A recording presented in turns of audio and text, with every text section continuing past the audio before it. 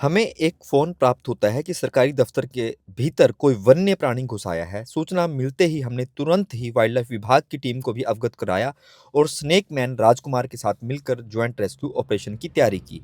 जैसे ही दफ़्तर में कार्यरत कर्मचारियों की नज़र उस वन्य प्राणी पर पड़ी, पूरे कार्यालय में अफ़रा-तफ़री मच गई। डर के कारण काम ठप हो गया, लेकिन हमारी टीम ने सभी को शांत रहने की अपील की और स्थिति को सँभाला। मौके पर पहुंचकर कमरे की बारीकी से छानबीन की गई। एक-एक करके सभी अलमारियों की जांच करने के बाद पता लगा, एक अलमारी के सामने जो दृश्य था, उसने सभी को चौंका दिया। अलमारी के भीतर एक माँ, बिज्जू और उसके 2 छोटे बच्चे दुबके हुए बैठे थे। यह कोई खतरनाक जीव नहीं, बल्कि एक शांत और डर के कारण छिपा हुआ बिज्जू का परिवार था, जो शायद सुरक्षित जगह की तलाश में भटकते हुए दफ्तर तक पहुंच गया। पूरी सावधानी, धैर्य और मानवीय संवेदनशीलता के साथ रेस्क्यू किया गया। माँ और दोनों बच्चों को बिना किसी चोट के सकुशल बाहर निकाला गया और तत्पश्चात उन्हें वाइल्ड लाइफ विभाग अंबाला के सुपुर्द कर दिया गया। विभाग द्वारा बिज्जू परिवार को उनके प्राकृतिक आवास यानी जंगल के एक सुरक्षित स्थान में छोड़ दिया गया।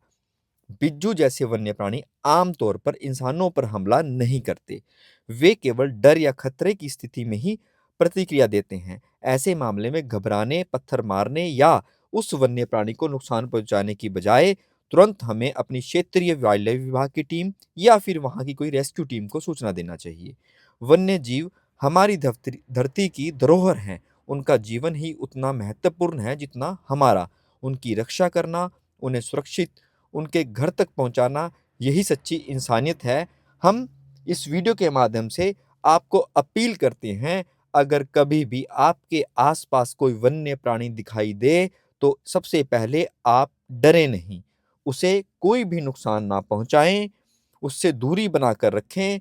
तुरंत संबंधित विभाग या किसी नज़दीकी रेस्क्यू टीम को आप सूचना दें।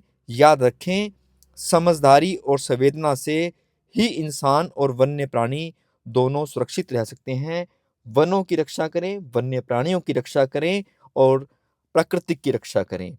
इसलिए हमने इस पूरे परिवार को रेस्क्यू करके सकुशल जंगल में छोड़ा, जहां ये परिवार अपने परिवार के साथ और बच्चों के साथ खुश रहेगा। धन्यवाद।